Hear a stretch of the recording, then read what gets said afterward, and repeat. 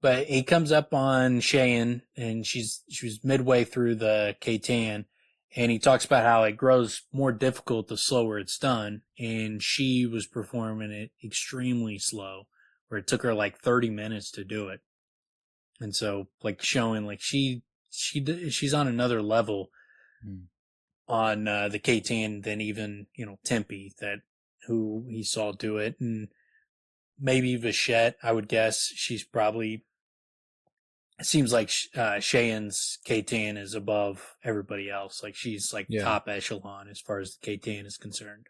That seems reasonable to expect. I mean, she is like the leader, right? So she would be the most. It's reasonable to expect that she would be the highest skill, and then next down, at least from what we've seen, would be probably Vachette. Well, except for they challenge that notion. Kavoth brings that up when she fights Penta, and Penta beats her. And then Kavoth's like, does Penta become the leader? Oh, yeah. And they're like, no, we don't fucking pick our leaders based on who wins a fight. You got to be a good fighter, but it's not, based on something as simple as who's the best fighter. She's like, she's the leader because she makes good decisions. She's smart. She knows how to think things through and those kind of things. It's like, yeah, she's a good fighter too. We wouldn't have a person who can't fight lead us, but that's not how we decide who leads us. It's like, what a crazy system that would be. Yeah, I remember though, when that comes up, it is like, you're kind of with Kavoth where you're like, oh, you just kind of assume, right, that the best, because it's it seems like their society throws so much emphasis upon it, but actually that's what we were talking about. It is the Lethani, and it's the bigger picture and making moral decisions. It's not just about being a great fighter. So all these things come in combination. And so he comes up to Shane, and Shane asks, did Tempe tell you of the 9 and 90 tales? She asked without preamble. Of 8th in the beginning of the Adem. I shook my head. Good, Shane said. It is not his place to do such a thing, and he could not do it properly. She looked at Vachette. How's his language coming? And it's like, quickly, but, still kind of talks like a simpleton. Still sounds pretty stupid, but, And so she speaks in his language, and she's like, this is a story of years ago, Shane said formally, before this school, before the path of the sword tree, before any Adem knew of the Lethani. This is a story of the beginning of such things. And so this is establishing that it was a very long time ago, and then once you get a little bit further, you start realizing how long ago this is. Like, the first Adem school was not a school that taught sword work. Surprisingly, it was founded by a man named Eighth who sought mastery over the arrow and the bow. So that's important for a couple aspects. One is if it predates their sword work, that means it predates their swords, which the swords predate the creation war. So that is establishing the Adem as being going further back than the creation war. And so that would set them in the time of the, the Ruach. That's interesting. Yeah. It's, we've talked a lot about like that the Adem likely spawned from the Ruach. Like, there was the Ruach that became angels, the Ruach that became Amir, and then to go fight the Chandrian.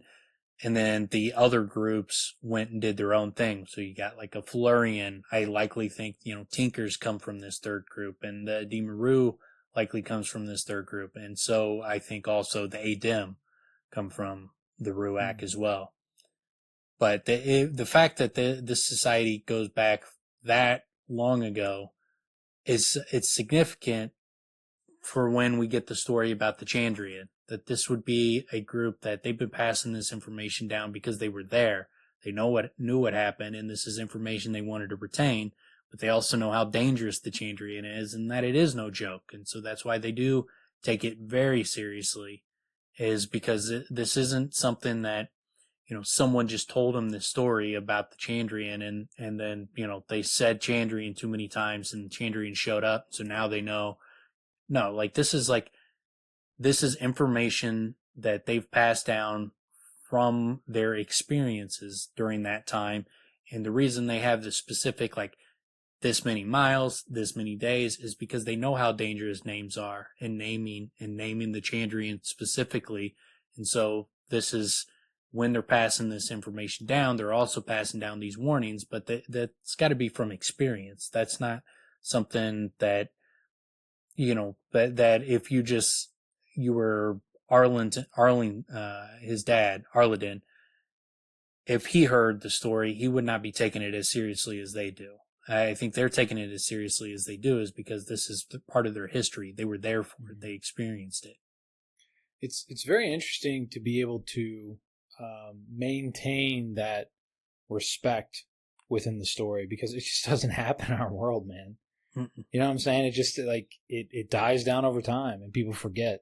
It just all gets washed over time. The thing with the Chandrian, though, is like if you did mess up and you started saying the Chandrian's name, they're going to show up and kill you. So I guess it would reinforce it, like that the fact that the Chandrian do keep going around and slaughtering people. I could see Cinder showing up. You forget about me? Yeah. He makes his name known pretty quick. You got 99 stories, but a Cinder ain't one. Okay. Yeah. Well, it's not. I think the hesitation was, this isn't going to sound that good. No, I didn't know. Anyway. I had to think of something to say. I started it, and then I didn't know where to go with it. It's kind of like, what do you mean you didn't know where to go? Was that Michael Scott episode where he's like, sometimes I just start talking and I don't know where I'm going with it, and then I just go. It's like the delivery when he does say that, though, is like it's happening as he's talking. Yeah, it's pretty tremendous. There's some real genius in parts of that show that are just fantastic. He's one of the best comedic characters of all time. But yeah, and so in this, we get, it's a long time ago, and then she's like, you should know that in those days, use of the bow was very common. The skill of it was much prized. We were shepherds and much set on by our enemies, and the bow was the best tool we had to defend ourselves. And I think the fact that the bow is so significant in this story too also kind of ties them towards the Scythe or the Sith, whatever you want to call it, the group that the Chandrian fear. Mm-hmm.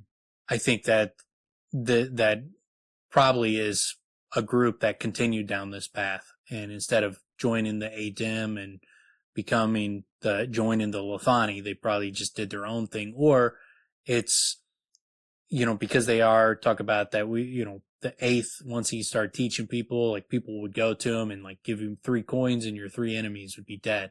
Like maybe that's what the path that the Scythe went down is, like they got hired to watch the Cathay and not let anybody speak to them. And so that's just been what their job has been for however long. And they've just been continually doing this because, that's what they get paid to do. Still today, huh? Well, obviously, I mean, like they're doing it, and they've been doing it for thousands of years. So someone they're either getting paid to do it, or they got, just this extremely self-determined ideology that they always question. In this world, I question whether or not there's immortals in certain aspects, certain like circles. If there's an immortal element to them. That kind of pops in my mind, mainly because of the Chandrian. But there are immortals, 100%. Yeah. Like what's her face is immortal. Valerian's immortal. Yeah. The Ruach were immortal. So Celatos, Lanre, Lyra, all these people were immortals. I wonder how many. How many? They call outside the Fae, they call it the mortal world. Yeah. And so like it's, implying that the Fae is the immortal world. Yeah, that's why it's kind of hard to picture for me. It's like, how many are we talking? Because it could be, I mean, if there's many thousands, and it's like, well, there would be room for all these different circles and different cultures and occupations and all those things. If you have a real large amount, but it's something about the way I've always pictured it with those original stories. It seemed like a much smaller group. But there's no reason to have to think that. I don't. I went with the Ruach for some reason. I don't know why. Yeah, I don't. I think likely they were all immortal in the beginning, and then I think once the moon was stolen, I think that fundamentally changed things, and so now that you have the immortal world is the Fae, and the mortal world is the world that Kavoth inhabits. And so I think, I think the Ruach who stayed in the mortal world likely became the Adem and the Ydimaru, and so they lost that immortality through the years and the evolution. I think that, went away, and that's why they're not immortal to this day. But there's got to be some kind of reason that the Ruach became mortal, and so that I think is likely the case, is that, that when the moon was stolen, it fundamentally changed things in the two worlds. And I think that's one of the things that changed. And so the people who stayed in the mortal world, I think they accepted that their lifespan was not going to be immortal anymore. I mean, that seems very logical in terms of the way stories work. Like if you have a creation war, so to speak, there's a cost. That's a big cost, man. That's a massive cost to have a massive change like that, and you're going against sort of the natural course of things. So yeah, that cost would be big, and it is. Yeah. But yeah, and then so Eighth did not set out to found a school. There were no schools in those days. He merely sought out to improve his skills, and all his will was bent upon this until he could shoot an apple from a tree 100 feet away. Then he moved where he could shoot the wick off a candle. Soon the only target that challenged him was a piece of hanging silk bowing in the wind. Eighth strove until he could anticipate the turning of the wind, and once he had mastered this thing, he could not miss. That's naming. That is not just something natural. That is exactly what Kavoth did. Yeah. Yeah, there's a couple things there, man. Like, I really like the idea that he did not set out to start a school. He was just looking to improve his skill. Like, and that seems to me like with the Lethani, they're not trying to like, it seems to me that it's kind of like welcoming in this, it's not a subculture. Well, I guess it is in a way, but it's like welcoming in this, and ushering in another way to live life, the better way. Right? Yeah. In their eyes, rather than sort of thrusting upon everyone. Yeah. So I like that element a lot. I think it's fucking tremendous. And yeah, it sounds, I thought the same thing when you mentioned that, or when I read it, that he strove to take it that far, and as he got better, he could anticipate the turning of the wind. I mean, that's huge. Yeah, and you could see where it would happen too. Like if you're targeting a strand that's kind of flowing with the wind, and you're studying the wind movements, kind of like Elodin does. And Kavoth, when he stares at the wind, like he starts to see something, you could see where like that kind of intense practice, might open that part of your mind up where you do see the name of the wind. But that's what it sounds like. And because we've read that a number of times. We've had access to that a number of times. So I mean, he does it in this chapter, and this happens. But yeah, and then we get, stories of his talent spread, and others came to join him. So then Wraith joins him, and she becomes his finest student. And then she mentions, as I've said, this was long years and distant miles from where we sit. So it's not in Heret. It's not in by the Stormwall Mountains.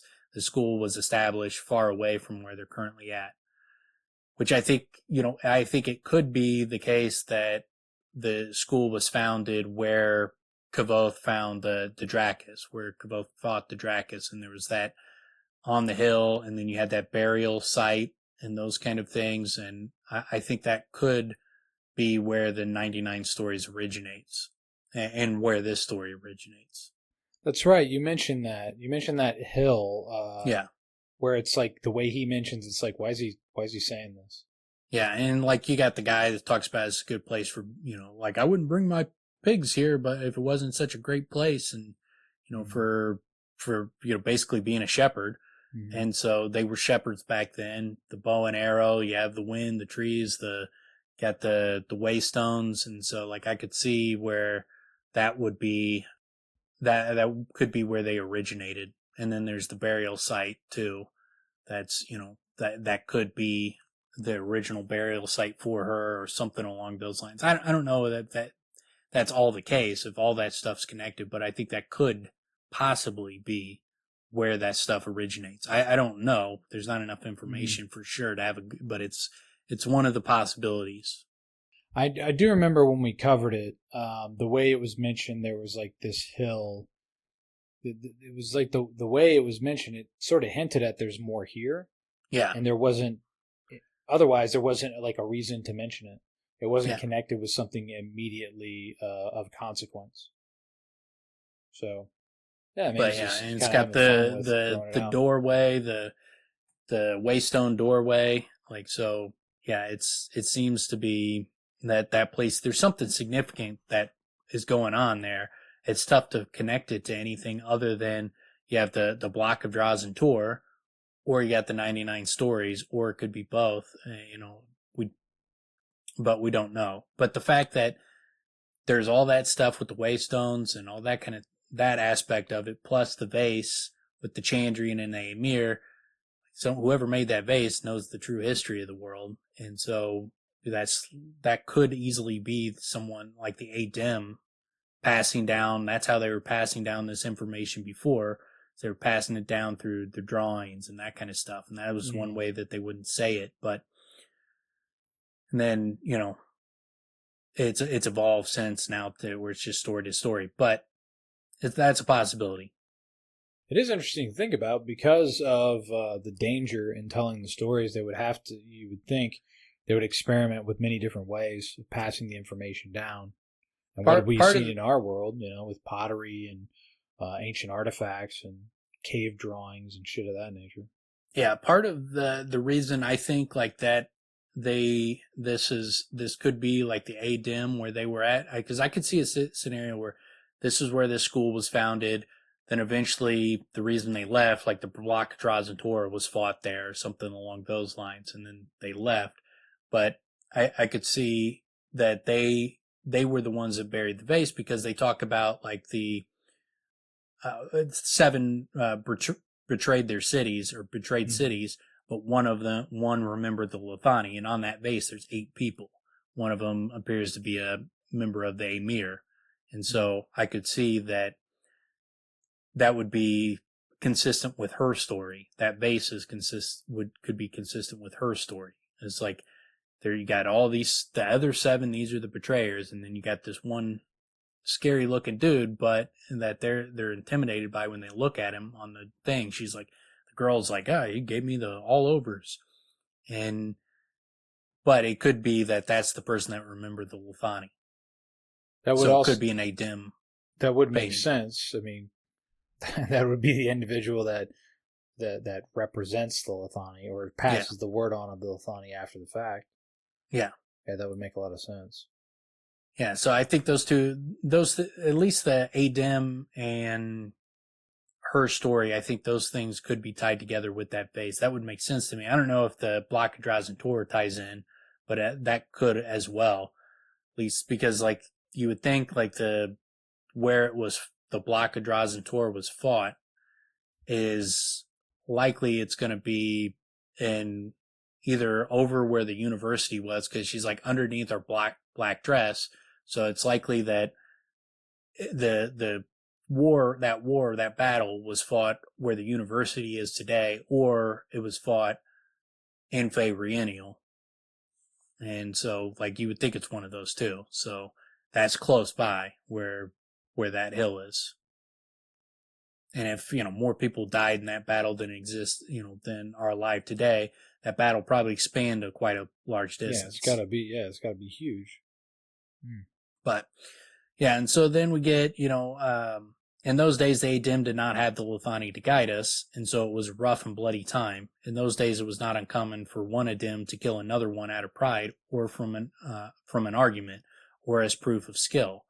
And then so Wraith challenges Eighth, and they get in an argument, and it's like Eighth grew older and his fame spread. He put down roots and began the first of the Adem schools. Years passed, and he trained many Adem to be deadly as knives.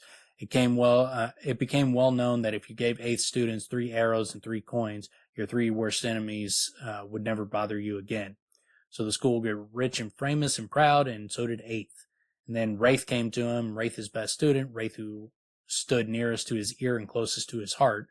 And they had a disagreement. They argued. Then they shouted loud enough that all the school could hear it through the thick stone walls. And at the end of it, Wraith challenged Eighth to a duel. Eighth accepted, and it was known that the winner would control the school from that day forth. Also, again, they shouted loud enough that all the school could hear it through the thick stone walls. And you have that area is built around stone walls. That burial ground is built with stone. Oh yeah. Yeah, that's another hint there. Yeah. What do you think they were arguing about? Oh, she kept trying to tickle him and kept tickling him under his armpits, and he's got a real problem with that. Real problem. Wraith does not like to have his armpits tickled. If you tickle his belly, he's okay with. You go to the armpits, he's got a real big hang up over that. I think the argument was that everyone is Telu. Yeah, but that's true.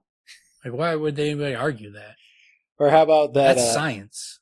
How about that angels can be seen? Yeah. It's probably, Eighth was dating this, or Wraith was dating this guy named Harvey, and he kept trying to pull down the moon for her. Eighth was like, you gotta stop him. You can't let him grab the moon and pull it down. You'll disrupt the orbit, and you'll kill us all. But it's so charming. Yeah. He's doing it out of love. Yeah, he says he loves her. Me. He loves me, Eighth.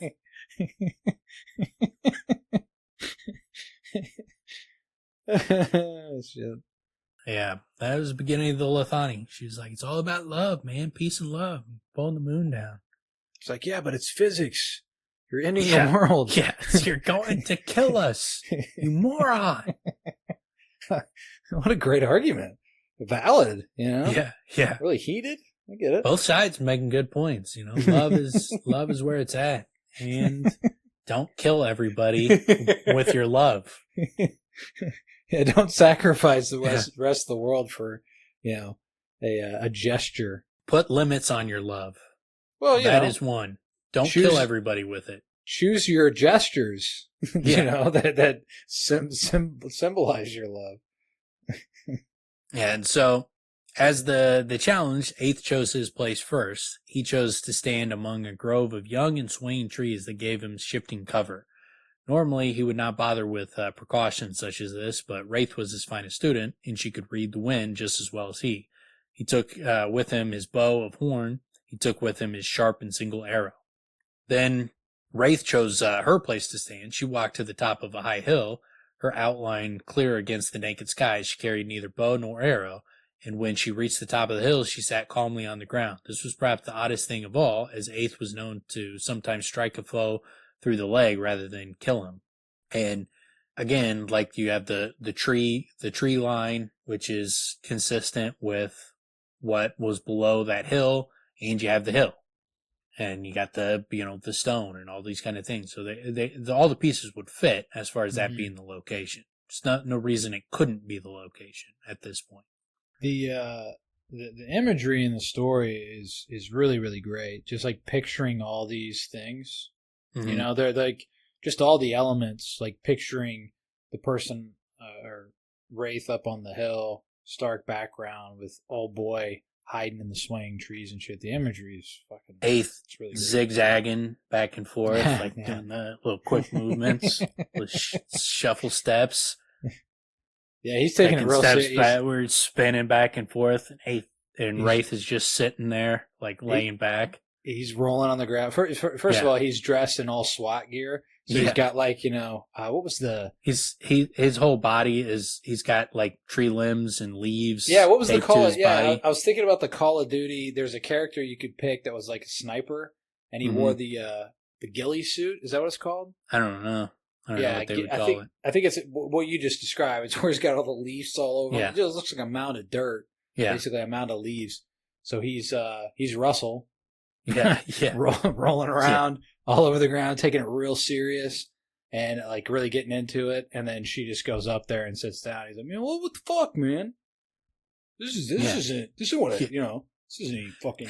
Eighth taking it super seriously, and then he sees Wraith not taking it seriously, and he gets super pissed. That's really mad. It's like, That jerk. That jerk. How dare you? How dare you make this easy for me? Well, and come to find out, at least it was like the first thing that occurred to me when I got the string that Wraith had made for him for his bow was her hair. It's like she should have known some sympathy, man. She knew sympathy. It's her hair. Yeah. She could have really played some pranks on him with that bow, blasting off in his hands. What kind of hair does she have? Yeah, it's pretty nuts too. Yeah. Long, strong strands of her own hair. Like, I mean, if you have enough, got some super strong hair. I guess if you have enough, that's what I was kind of picturing in my mind. I'm like, I guess if you have enough, you could really put that together. But also, it doesn't bend and grow taut and like slink back into position. Like, it seems like that would not be ideal for a bow and arrow. Don't think hair. Maybe I guess maybe the spring comes from the actual bow, not the string. But isn't typically the string, isn't it like rawhide or something? I don't honestly really know. I don't know. I don't know what they make it from history. Maybe they make it from hair. Maybe, but human hair just doesn't like seem like hair? Horse hair is pretty tough. Yeah. If it's human hair, you would think pubes over like that from your hair, but. Those hairy balls short, again, man. It'd be a short bow. Like they're using like little tiny bows, little super tiny bow and arrows because they're using pube hair. So this, oh my God. So like picturing this now, everything just totally changed. The idea of like little baby little tiny bows. They're just really sharp arrows. Yeah. But who knows? Maybe it was like our world where everybody used to be really small. You know? Yeah. Everybody was really tiny back then. Yeah. But I guess I would have been huge, huh? Yeah. And then so I like too that it goes, Shane met my eye, full of anger. Eighth shot his arrow. It struck Wraith like a thunderbolt. Here, she pointed with two fingers at the inner curve of her left breast. But I like that she met Kavoth's eye to point out, like, in his anger, he made a terrible mistake and something he can't turn back. He couldn't correct. Looking straight at Kavoth, like, you have crazy power. I've heard what you've done and what you're capable of and what you could do in an act of anger. So this is a story at this point. Pay attention.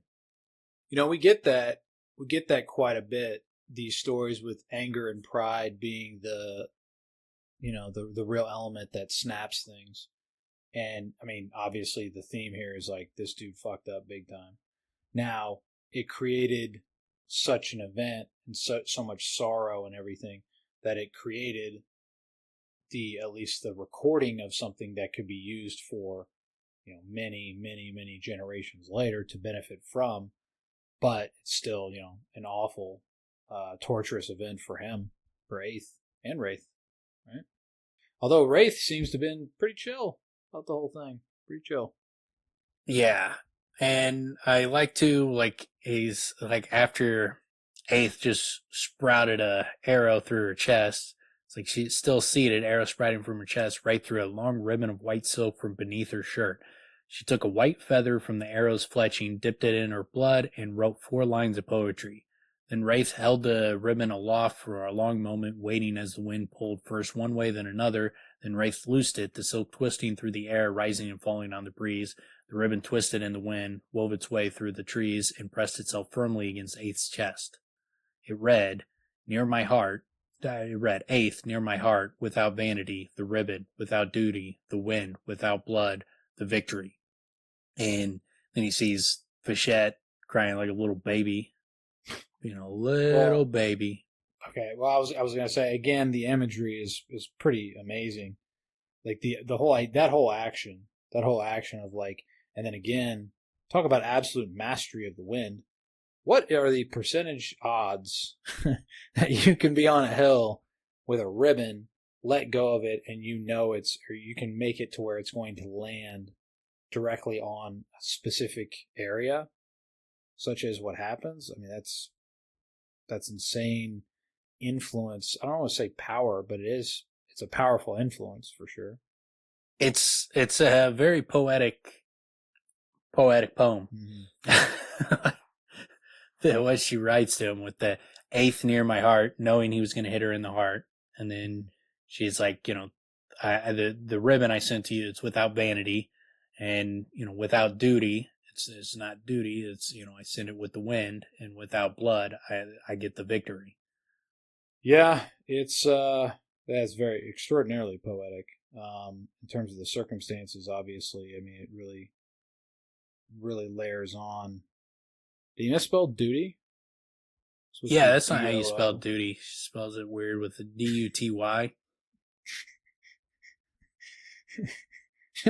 Just really put another layer to this poem. Yeah. Should have used Bescumber. Without Bescumber, the wind. You're not going to get that one if you don't listen to our Stormlight Archives episodes. But hey, man, people have dictionaries. Yeah, look up Bescumber. Yeah, you won't regret it. I heard a. Go ahead. Well, I was gonna say Vachette weeps. Obviously, she's heard this story. I had to have heard the story a number of times. Yeah, but the idea of how much it impacts her is pretty. Yeah, I mean, it's hard for me to relate to that stuff because there's no movie or book or anything along entertainment wise makes me cry. Like songs or movies, books, that stuff, that doesn't make me cry. Like at most you're going to get like a lump in my throat. And that is super freaking rare. So it's hard for me to when there's people that are like, every time I see that scene, I cry, or I watch that movie, I cry. I don't understand how that happens. I didn't, and I was definitely that way. I'm still mostly that way, but having kids changes things. You become big sissy? Big sissy boy. Basically, all I do is I get filled with anger at myself. Tim, now you watch Seinfeld and you start crying every episode. I don't see Seinfeld. You break down as soon as Kramer opens the door and comes in the room. You just tears immediately falling down your face. The only actually I'm so happy about how good that moment was. When when is it? Then Full House. Yeah. Yeah. It's the end of every episode. No. Yeah. The old man gets to me. It's just like George when he cried watching Full House. Jerry came out. So you're crying? Was he watching Full House? Yeah, he was watching Full House. He goes, the old man got to me. No, he wasn't. Not Full House. It was Home Alone. Oh shit! No, that's what I was saying in my mind. I was saying Home Alone. In my mind, that's what. And I'm picturing the old man with the fucking what the hell? Yeah. The trash can with the salt. Yeah, the old man got to me. Yeah. Yeah, man, it's sad. The old man, he's got his granddaughter that he doesn't get to see, so he has to go to church, listen to her sing. Yeah, it's emotional. But yeah, no, it's true. It's nuts too, because my cousin, I remember, told me that after he had kids, and I was just like, I don't know what the fuck you're talking about. And then yeah, it does happen, which is kind of nuts. But what my reaction is just to get extraordinarily angry. Yeah. In the moment that it happened to Start screaming at people. I don't like being manipulated like that. Fuck you, show. Turn this shit off. Turn it off now. Never watching this again in this house. Making me feel things. Oh man. Just have that much of a problem with emotional instability with oneself. Like, Make me look weak. Make me look weak. In front of my kids, in front of my wife. Start writing reviews, just going off at directors and producers and actors. I'll never forgive you for this. You can't respect yourself after? Yeah. Because they emotionally moved you? I have no respect. To this guy. This guy, man. Made him feel things and he lost it. Which is actually their goal. That is the goal, is to make people feel things. And then talk about the Cheers Jeopardy moment where Alec Trebek quits Jeopardy because Cliff had the answer it was, I don't know, 3 people that have never been in my kitchen, which was technically correct, but not the answer they were looking for. And Alex Trebek's like, well, I'm rethinking this whole thing. I mean, you're right. There's more answers and blah, blah, blah. So yeah, it's like that. They want you to feel things. Well, you didn't think about the ramifications of me feeling things. Yeah, there you go. go. Now I can't look at my kids. Now I can't look at my wife. I'm ashamed. Yeah. Throughout the TV. No more TV in my house. But Bichette, for some reason, she does not feel shame, and she does not get angry that Kavos saw her cry, even though now he thinks she's weak. Yeah, that's his reaction. Yeah. It's like, now I know I can kick her ass. Like, goes in all fucking thinking he's all tough, and comes up, tries to throw a haymaker at her, and she just, pushes him away like it's not. Like, what are you doing? Like, I'm kicking your ass. You got this You're crazy. Weak. I saw it. This crazy amount of confidence that doesn't align with his skill set at all. That's funny. That'd be funny to throw in there. But yeah, and then we get, only after Eighth read these lines did he recognize the deep wisdom his student possessed. He hurried to tend Wraith's wound, but the arrow was lodged too close to the heart to be removed. So then Wraith lives 3 days after that, and she dictates the 99 stories. And these tales were the beginning of our understanding of the Lethani. They are the root of all Adem. And again, I think that it's likely that these are things that were opening the stories that help them open up towards the name of the wind, not necessarily the name of the wind, but the sleeping mind, and seeing the world through those eyes. I think, it's similar in a vein, like it's almost like she learned how to teach the sleeping mind, which a Loden grasps that, tries to do. It's like, it could be a situation where Eighth figured it out, or Wraith figured it out. Well, I think there's a number of things that are kind of implied here. I think what a Loden tries to do is show through circumstance, right? And through stories, not really through stories, I guess, in his case. Yeah. But it's the type of thing that you kind of would imagine you have to, because you can't explain it, right? When Kavos trying to have it explained, tell me, teach me, Blue. He's grasping. He's trying to show him, trying to give him examples. So that would make sense in terms of it having to be done through stories. But then it also kind of makes me think there's a Curb Your Enthusiasm episode lately where they talk about, one that I saw recently, where they talk about someone that's stage 3. Or no, it was stage 4. It's like, would you take advice from someone that's stage 4? They're like, absolutely stage 4. Stage 3? No, I wouldn't listen to damn word they have to say. Or stage 2 doesn't mean anything.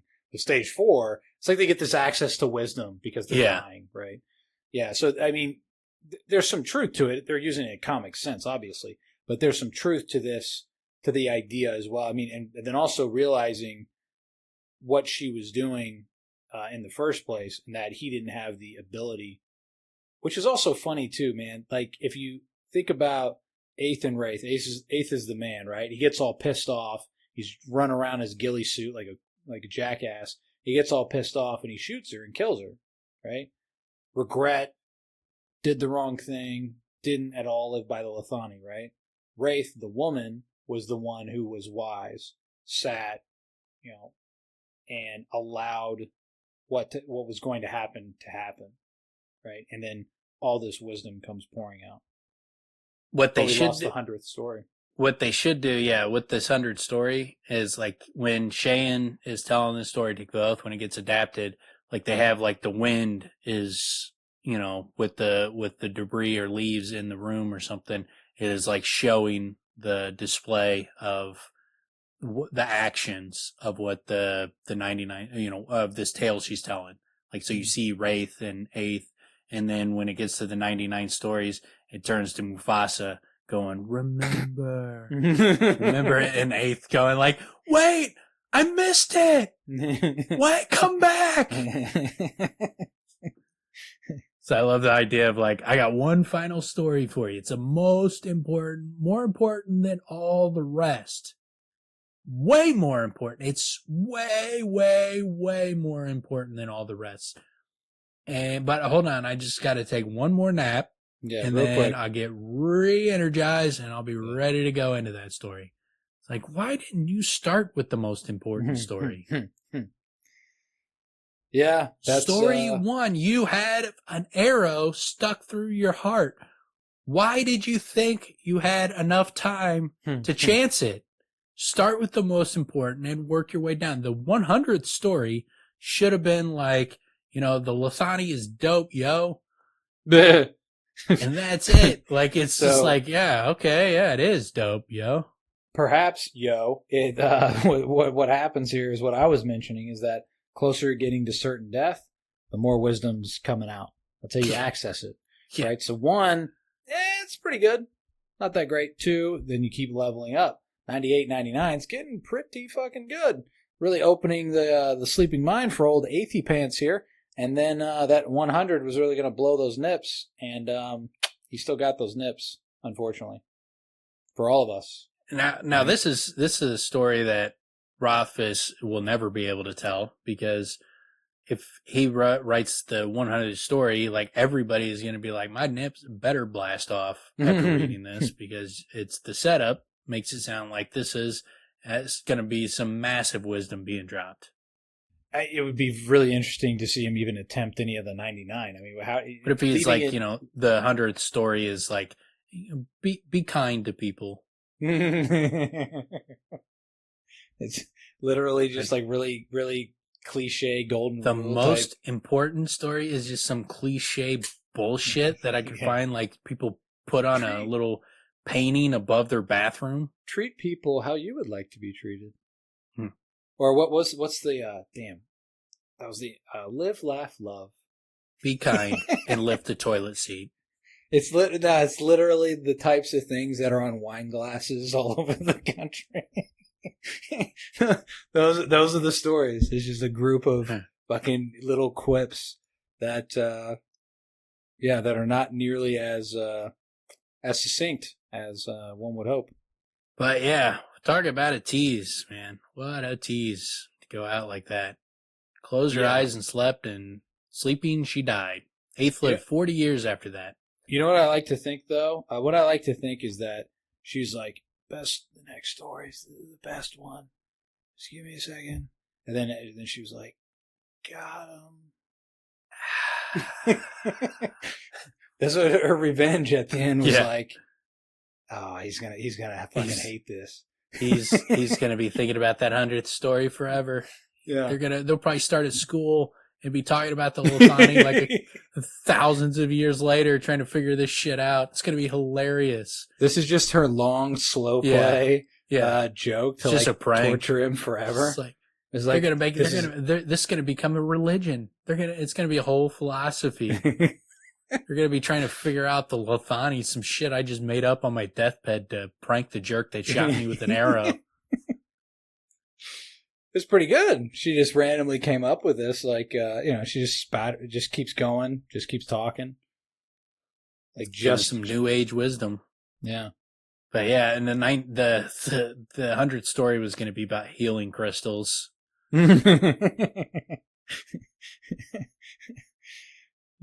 But yeah, and then so he continued to run the school and train his students to be masters of the bow, but now he also trained them to be wise. Told them the 9 and 90 tales, and thus it was the Lethani first came to be known by all Ademre. And that is how we came to be that which we are. And then, it's a long pause. He's like, I thank you, Shayan. I said, doing my best to gesture respectful gratitude, I would very much like to hear these 9 and 90 tales. He's like, nah, that ain't for you. I'm going to tease you more than Wraith teased Aether. Like, we got these 99 tales. They're dope. They make us who we are. You can't hear them, though. Yeah. Why did you tell me about them? I have the best. Talk about torture for Kavoth, too. Is oh, man, I got the dopest mixtape. You can't. Every song is a banger. Every song. Just massive. Best song you have ever heard. Like, oh man, can I hear it? Like, no, of course not. No. What are you talking about? Oh. What a ridiculous question. Well, she doesn't actually go there. Yeah, She does. Yeah. She does. Still, what is it? Gestures a combination of reproach and regret. But she's like, yeah, not for you. They're not for barbarians, which is what you are. You're a dog, basically. Yeah. And so she asks him about his Ketan, and Vachette can't help but get in a dig. She's like, there's certainly struggle. She said her eyes still red with tears, wry amusement, but there's some improvement too. And then Cheyenne invites him to go see her fight the next day. Yeah, and Vachette makes this out to be like, well, basically tells him you should be flattered. The conversation with Cheyenne and an invitation to watch her fight, like you should be blown away that this is even happening to you. You just got hooked up big, and you don't even know it. Yeah, and he sees like the way her hand movements, where the gracious, thankful, slightly submissive acceptance. Like he sees like how elegant the motions were, and it gives him an appreciation more of like how subtle their hand movements are and like the little nuances of everything. So, he's starting to get more enmeshed with the society with those little things like that, those little touches that are thrown in. But yeah, and then like it's her asking like Vachette's making clear like that's a big deal that she's asking you to go see this. You should be massively flattered that you're getting this opportunity. Yeah, wear some nice clothes. All right, comb your fucking hair, bro. Yeah. Don't bring your loot. Do not bring your dildo to this meet. That mention of the hand language, though, the gracious, thankful, slightly submissive, except like that combination, like that doesn't even exist in our world. No, like you can't just easily communicate. It's tremendous communicative ability that is attainable in this hand language that we just simply don't have. It's really cool to. It's kind of like like a puppy rolling on its back and like looking for the belly rub, the submissive. That's what it's like. That's probably what she did. It's like, man, it's so elegant looking. Yeah, elegant motion. It is. It's pretty amazing to like consider that, because I've thought about when I studied Spanish and some other languages, where you realize the limitations of different languages and the limitations of English versus Spanish versus, with different verb tenses and forms that we just simply, we don't use. And that means that language is limited. But this is like on a completely another level. That's pretty badass to consider, if that was applicable in our world to be able to do what they do. Like, when they describe, we kind of talked about it the previous episode, or maybe two of them ago, the pause, how they use the pause and how they use just one word or try to limit as much as they can how many words are used to describe one thing. It's in the, when he says, isn't that limiting? Or what does he say? The wording's tremendous when he tries to describe it. Isn't that confusing? And doesn't that lead to confusion? And Cheyenne's, I think it's Cheyenne or maybe Vachette's response is, it leads to thoughtfulness. Yeah. It's pretty dope to like consider that. And that's one thing that I've always thought back to. If you ever read compilations or like books of letters written back in like the 1800s, and you have shows like Family Guy or whatever that make fun of people from back then as if they were just all savages because they didn't have the internet or other technology. They didn't have penicillin or other technologies that we have. When you read the ways that they communicated, vastly more intelligent, or at least attempting to not pretend, not to project that they're more intelligent, but to be more thoughtful of what they're communicating.